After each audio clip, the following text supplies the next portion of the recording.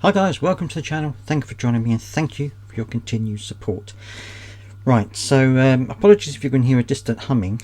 Both my wife and my daughter can't regulate their body temperature properly, so we have every fan in the house on at the moment. So if you hear that distant hum, please disregard it. Anyway, so I was sent this one of these particular articles I was sent via email, so thank you again. If you have any things that you think I want to talk about or should talk about, or anything you want to let me know about, I'll leave my email address at the bottom there. You can email me, or if you just want to talk about something, that's absolutely fine. Yeah, so one of these was sent in by someone, and it was a story of back in the day, back in 2016, 2017. And for those of you who've been on benefits for a while, you'll know what I'm about to talk about. But for people who haven't, or for people who may be watching this who aren't claiming benefits, this is the kind of thing that can happen. And so I wanted to show you that. But also there's another article which is talking about similar things, but it also has a quote by Sir Stephen Timms, which is absolutely awful. So I'm going to share that with you as well. Hopefully this will all mesh together and you'll understand why I've linked these two together, hopefully. So let's take a look at the first article and I'll show you what I mean. Right, so this is from Emma Lewell MP. This is on Politics Home, and this is one of the reasons why I'm going back to 2016, 2017 and even earlier, 2015. I'm going to read this part of this to you, but I will leave a link to it on the description below as well. I remember walking through the voting lobby in 2015 to vote in favour of the Welfare Reform and Work Bill. Labour MPs at the time had been persuaded to vote for the bill at second reading on the premise that it would change at the committee stage. I had only been an MP for 2 years and thought sticking with and trusting my party was the right thing to do. I knew as soon as I had voted that I had made a mistake. I felt sick. When I returned home to my constituency, the people who had put their faith in me just 2 years earlier were bitterly disappointed and felt let down by me. It was my biggest regret in Parliament to date. I vowed from then onwards that I would put the party loyalty before I would never put my party loyalty before my constituents and the people who elected me to be their voice. I hated myself, and when the bill wasn't changed in committee, because let's face it, they hardly ever do, I voted the bill down at third reading, as did all other Labour MPs. But it was too late then. The damage was done, and none of my constituents were interested in nuances of second and third reading. All they recalled was that I voted for the cuts. The result of what an unlawful bill, the tightening of eligibility criteria for disabled people and people with long-term health conditions, was heartbreaking. It didn't make the savings predicted or increase employment levels. Those changes led to increased poverty levels, a strain on the NHS and other public services, and in the long run, higher welfare spending and reduced growth. On Tuesday, we're being asked to vote for the Universal Credit and Personal Independence Payment Bill in its original form because the concessions promised are not written into the bill yet. We are being asked again to trust that the bill will change in committee. But even with the promised concessions, we are still being asked to tighten eligibility criteria, a cut in support for those who will need it the most. I am one of the several disabled MPs, and not once did any of them from the Cabinet or Number 10 reach out to me. Even worse, it appears they didn't reach out to the multitude of disabled rights organisations or trade unions in agreeing to those concessions. Why were they not in the room when vital decisions about their lives were being made? These concessions are about party management and saving face. There is no new bill, there are no new explanatory notes, and there are no impact assessments on the new proposals, and no time for sufficient scrutiny. There has been no formal consultation with disabled people. The majority of employment support won't be in place until the end of the decade. Access to work is in a worse state than ever before. It is unclear what the impact on carers' allowances will be, and it creates a two-tier benefit system where disabled people will be worse off. So I'm going to leave a link to this so you can read the whole article yourself, but you can see this is going down exactly the same way. Now, I'm not saying they won't change the things in the committee stage. I'm not saying they won't add these concessions, but when you look at it, it's going exactly the same way as it did back then. And this is what a lot of people are concerned about, because, you know, they remember the time back then when things didn't change and things got much worse. So now I'm going to show you the other article which also talks about this. Okay, so here we go. This is in Disability News Service. Tim says cuts must go ahead despite being reminded of risk that disabled claimants could pass away.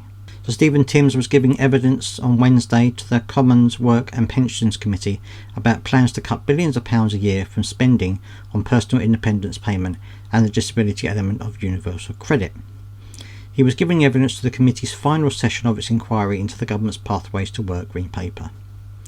The first question he was asked by committee chair Debbie Abrahams was about the health impact of the cuts on disabled people and whether the planned new employment support and jobs would be available by the time the government begins to implement the cuts next year. She highlighted how research in 2015, if you remember the other article I talked about, by academics at Liverpool and Oxford universities showed the reassessment of disabled people on incapacity benefit through the work capability assessment was linked to about 600 people passing away between 2010 and 2013, and this is why so many people are against it, because a lot of people remember that back in 2015 and they remember how bad it was, and they remember perhaps friends or loved ones who suffered as a result of it. Unpublished research also shows how cuts in 2017 of nearly £30 a week to payments to new claimants of support and employment support allowance who were placed in the work-related activity group were associated with 130,000 new onset mental health conditions, she said. Conservative ministers were ridiculed when they first announced in 2017 cuts and argued that they would incentivise those in the WRAG to find work. Abrahams had already asked Mr. Stephen what estimates the government had made of the impact the bill would have on health in the light of these two pieces of research. He said on Monday that the Department of Work and Pensions was working very closely with the Department of Health and Social Care to ensure that the health care and needs of people whose benefits as a result of this process are met. And when asked again yesterday about the risk of harm caused by the bill, Sir Stephen said the government needed to make sure that both employment support and health and care support were in place when the cuts were implemented.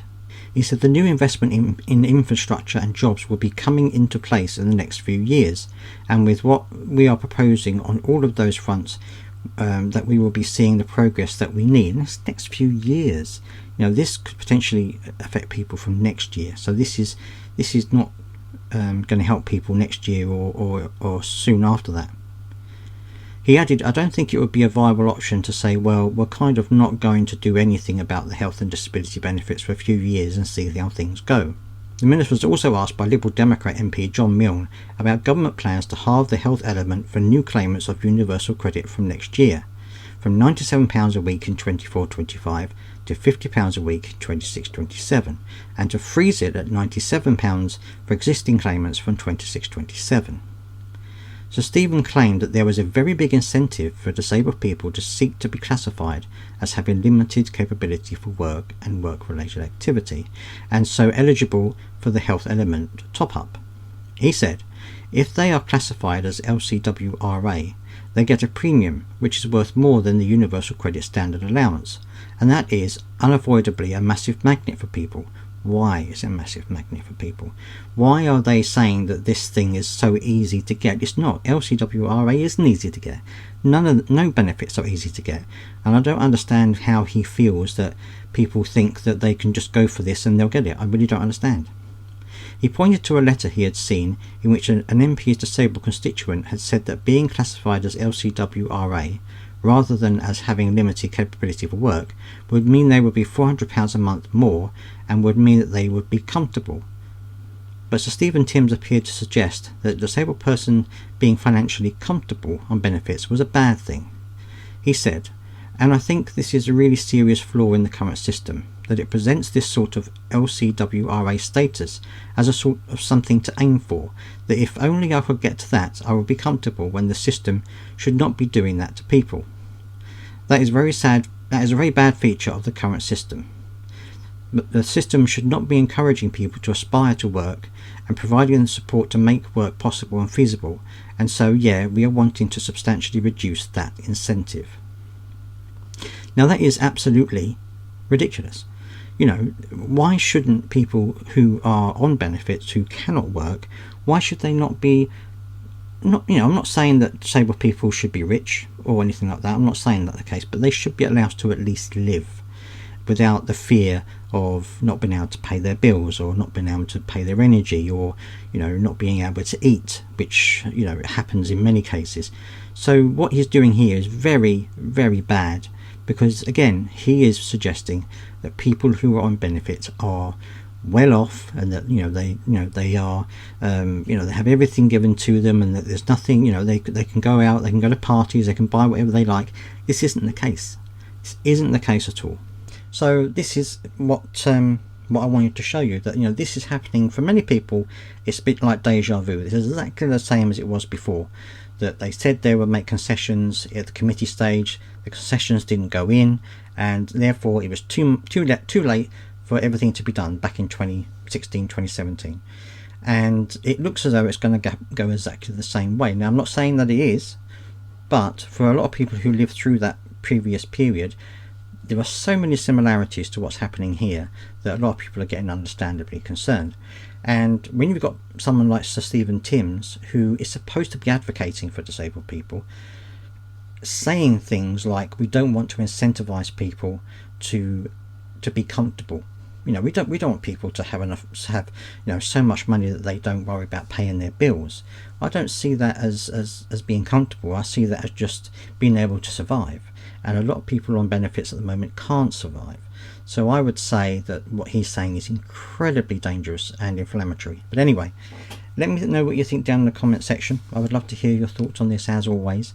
Please do subscribe if you've got this far. It would really help the channel move forward. And until next time, I'll see you then.